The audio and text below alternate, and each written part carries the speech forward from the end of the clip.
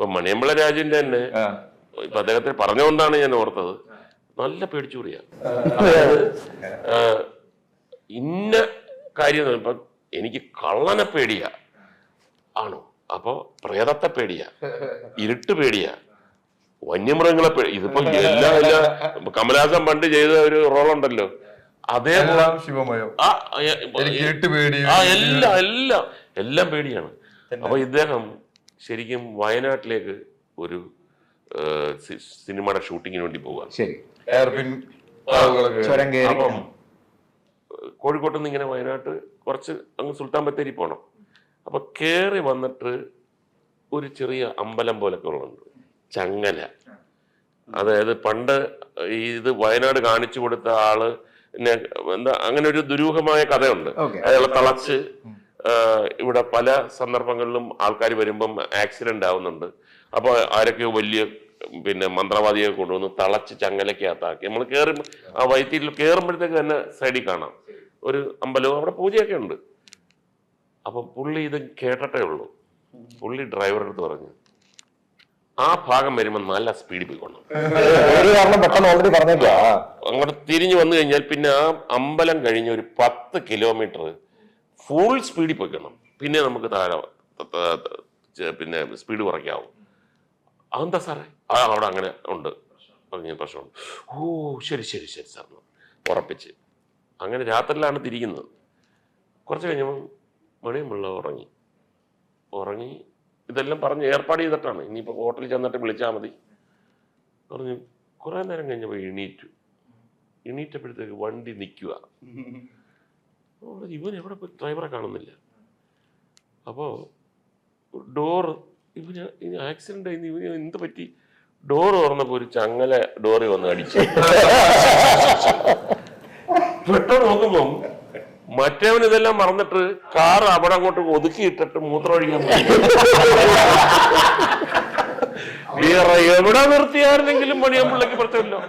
ഭയങ്കര നിലവിളിയും ഈ ചങ്ങലക്കകത്ത് കുരുങ്ങി. ഞാൻ ഒന്ന് മൂത്രമൊഴിക്കാൻ പോയി, ഇവിടെ ആവുമ്പോ വണ്ടി ഒതുക്കിയിടാവില്ല.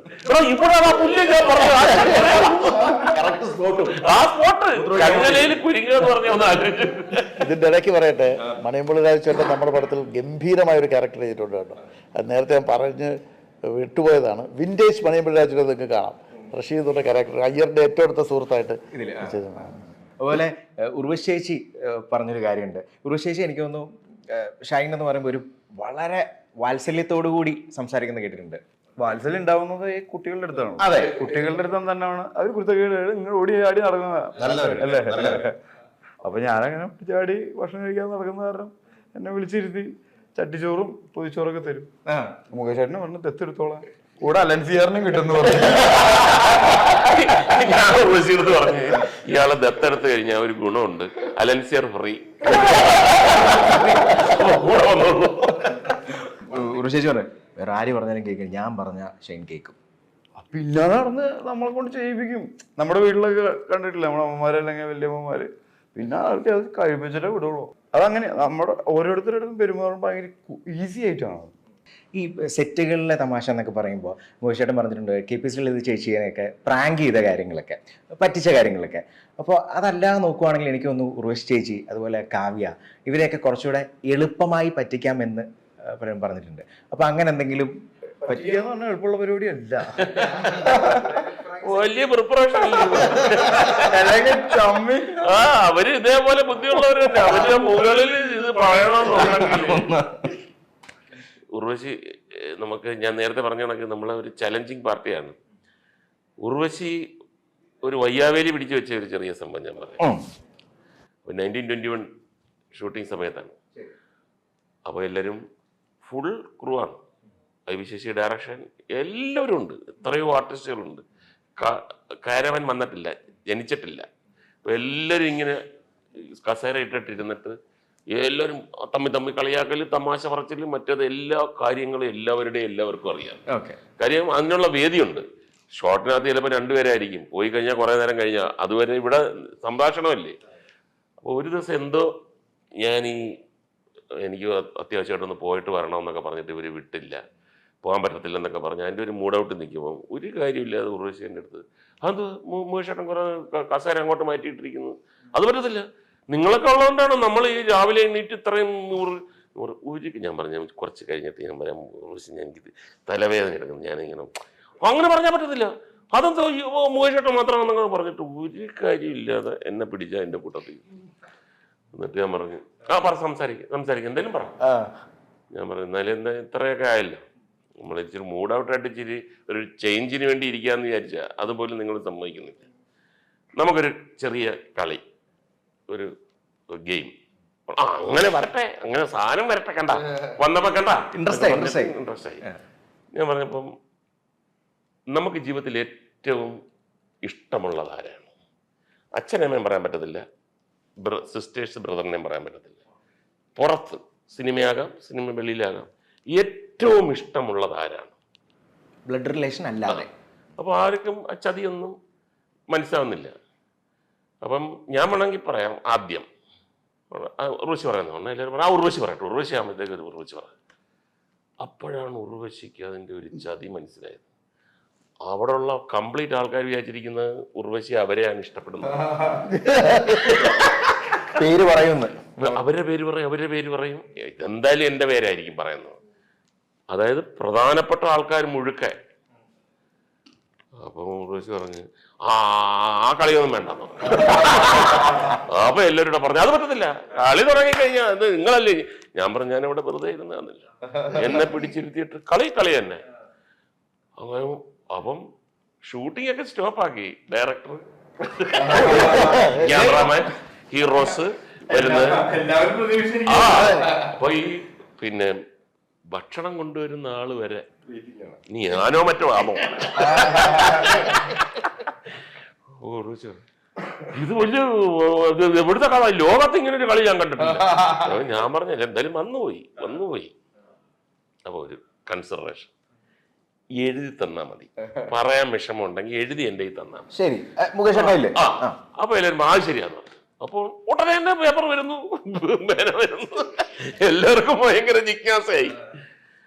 ഉർവശി എഴുതി, ഒരു പേരെഴുതി, ഉർവശിയുടെ ഫാദറിന്റെ പേര് തന്നെയാണ്. അപ്പൊ അങ്ങനെ ഉണ്ടായിരുന്നെങ്കിലും വേറെ ചിന്തിച്ചിട്ട് ആരെയും കിട്ടുന്നില്ല എന്നൊക്കെ പറഞ്ഞൊരു ന്യായമുണ്ട്.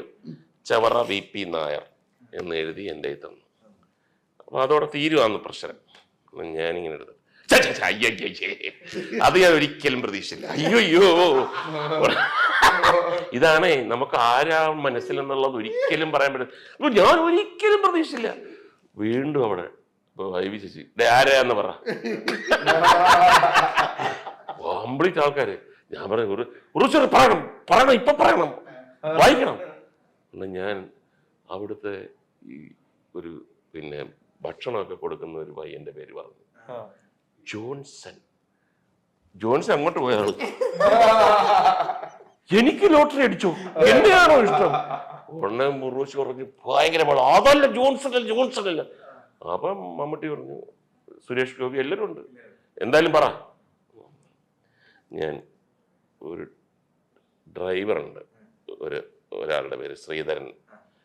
ഞാൻ പറഞ്ഞു ഡ്രൈവർ ശ്രീധരൻ കാറിനകത്തുനിന്ന് വരും. എന്നിട്ട് കയറി കളഞ്ഞു ഞാൻ. ഒന്നും കണ്ടുപിടിക്കാൻ പറ്റത്തില്ല. എല്ലാവർക്കും ഭയങ്കര പ്രശ്നമായി, അത്ഭുതം. ഇതെന്തോ ഒരിക്കലും എല്ലാവർക്കും അറിയാം ശ്രീധരന്റെ പേരെന്തായാലും പറയത്തില്ല, അയാൾ പ്രായം ചെന്ന ഒരു മനുഷ്യനാണ്. അയാള് റെഡിയായി, ചെറുപ്പമായി. പറഞ്ഞ പണ്ട് മുതലേ എന്നെ ഭയങ്കര താല്പര്യമായിരുന്നു. അങ്ങനെ അവസാനം ഉർവശിയുടെ ഒരു നിലവിളി കേട്ടിട്ട് ഞാൻ പറഞ്ഞു, ചവറ VP നായരാ എഴുതിയത്, എല്ലാവരും വിട്ടുകള, മസിൽ വിട്. ടെയിലന്റ് എന്ന് പറയുന്നത് ഉർവശി എൻ്റെ അടുത്ത് പറഞ്ഞു, അവിടെ പോയിരുന്നു, ഇവിടെ വേണ്ട, അവിടെ പോയിരുന്നു ചിന്തിക്കുക എന്താണ് ചെയ്യുന്നത്.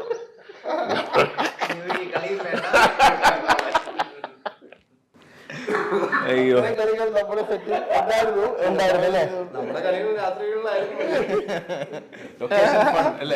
ലൊക്കേഷനിൽ ഞങ്ങൾ ഫണ്ണില്ല, പ്രവൃത്തി മാത്രമേ ഉള്ളൂ.